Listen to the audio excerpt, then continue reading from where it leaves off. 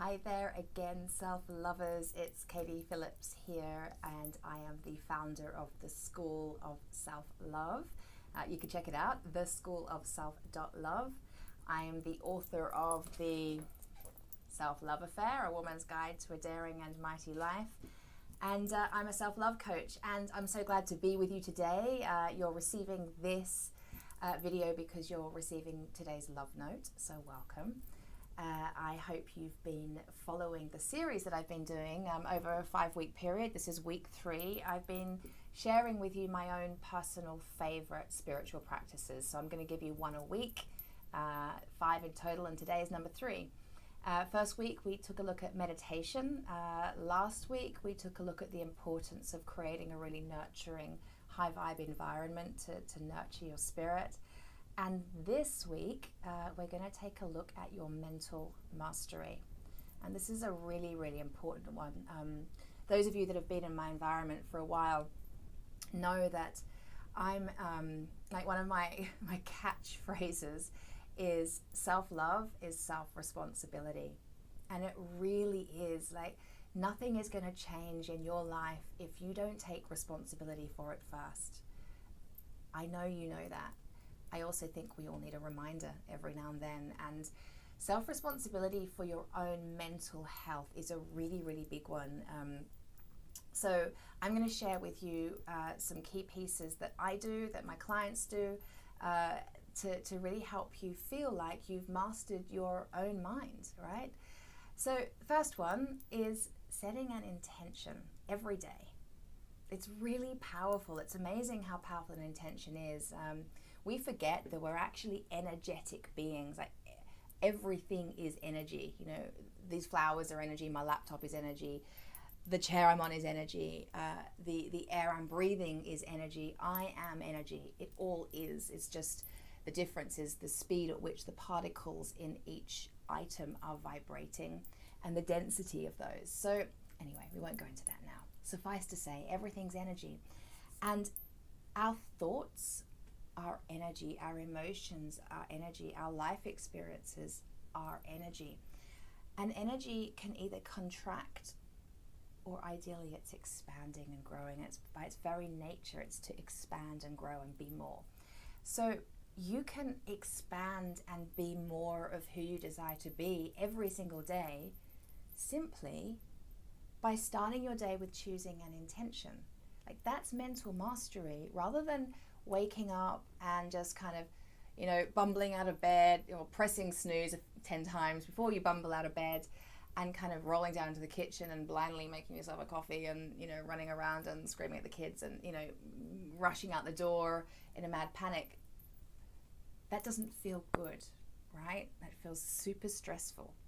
And it can be avoided by just, when your alarm goes off in the morning, press snooze or whatever, but when you choose to get up, before you do, just take a second and lay there.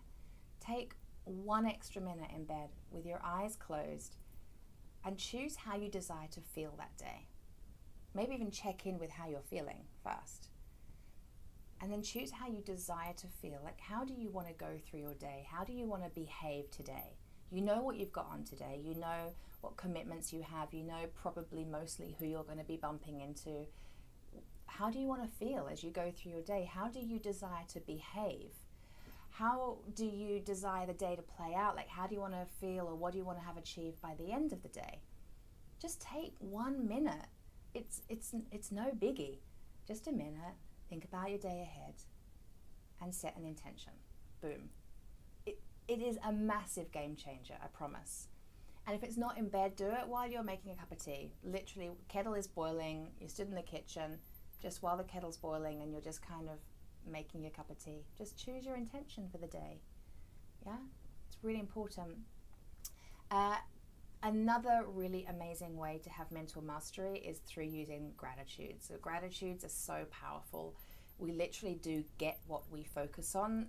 When we are focused on all that we have to be grateful for, then we're going to be attracting more into our lives to be grateful for. And it's a beautiful way of just raising your vibration and feeling good. We all want to feel good, right? So when we focus on, like, right now I'm so grateful for these flowers. They wild roses, they came up in a hedge in front of my house, and out of the blue, I'd not seen them before. I wasn't expecting it, and boom, there they were. And I cut some for my desk, and I'm so grateful. They make me feel really good. And when I focus on that gratitude, I feel good.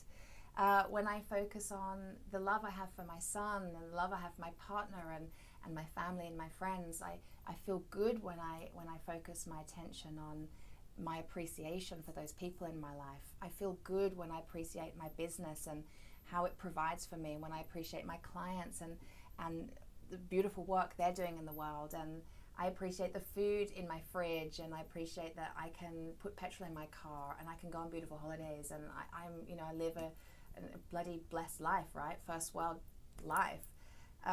I got to stop every single day and appreciate all of that. It's so important because it's too easy, and I bet you can relate. It's too easy to get into the habit of focusing on what you don't have. We all want more, and there's nothing wrong with wanting more. But when that is always your focus, that's really stressful and it's really low vibe. Self-responsibility is having mastery over your thoughts. It's choosing what you're thinking about. So when you notice you're in a real habit and pattern, almost quite victim mindset of always only noticing what you don't have or what other people have and how you kind of missing out, just choose to stop it. Just don't. It's not very loving. It's very self-sabotaging to focus only on what you don't have, and just take a few moments every day to focus on what you do have and what's great about you and your life, right? I love the practice of writing them down. If you could write 3 gratitudes when you wake up and 3 gratitudes when you go to bed, that would be awesome. Even just to run them through in your mind would be lovely. Another practice is to sit at dinner with your kids and ask them what they're grateful for, and share as a family, each of you, what am I grateful for today? Even if you just list one thing each, you're teaching your children how to be in a state of gratitude and noticing what they have, because right now they're already learning to focus on what they don't have. Okay? And the third tip that I want to share with you around mental mastery is just, I guess it's a continuation of what I was just saying. It's choosing loving thoughts. It's choosing thoughts that lift you up and that support you, and having compassion for your humanness. It's very, very easy to get into a pattern and habit of really judging yourself and judging your thoughts, and always telling yourself you're not good enough or smart enough or clever enough or pretty enough or earning enough money or whatever it is. And we can really beat ourselves up. So today I want to invite you to have mastery over those sabotaging thoughts. And again, it goes back to intention. It goes back to getting conscious, to just noticing what's going on in your beautiful brain, noticing the thoughts that you're having, and just every time you notice that you're giving yourself a hard time or you're beating yourself up, just to stop it. Again, just stop. Enough already. Enough with the self-sabotage. Enough with it's literally self-harming. Enough. Choose a thought instead that's going to support you. Choose a loving thought, a thought that's going to love you back. That's where affirmations and mantras really, really come into play here. I'm not going to go into those right now. Suffice to say, if you take nothing else from this video, please be compassionate to yourself and to your mind. You are doing your best. We all are, actually. Everybody on the planet, we're all doing our best. We're all operating in a way that was modeled to us as kids, where we all desire to feel happy. We all do. We all want to have peace. We all want to have abundance. We all want to feel good. And we're all doing our best to create that. And it's so important to remember that and have compassion for yourself and other people, that we're all just doing our best. So when you notice that you're beating up on yourself, don't beat up on yourself again and say, oh my God, there I am beating up on myself. And Katie said, don't beat up on yourself. Just notice, and compassion will allow you to just understand, I'm doing my best. Sometimes I'm really mean to myself and it doesn't make me feel good. So I'm just going to choose now to be kinder to myself. And instead of thinking that, I'm going to think this. Yeah, I'm going to focus on gratitude. Or I'm going to set an intention to be kinder to myself for the rest of the day. Okay, you get the idea. It's all about mental mastery. All right, self-love, it's self-responsibility. And you've got to love that beautiful mind.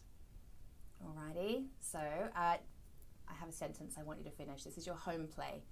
My loving thought today is ... My loving thought today is. What do you choose to think today?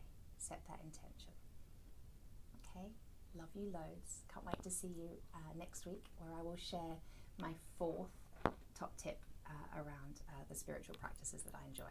Okay, love you lots. And if you want to hear more about what I do and what's going on in my world and how I'm working with people, go to theschoolofself.love. See you over there. Okay, lots of love. Bye.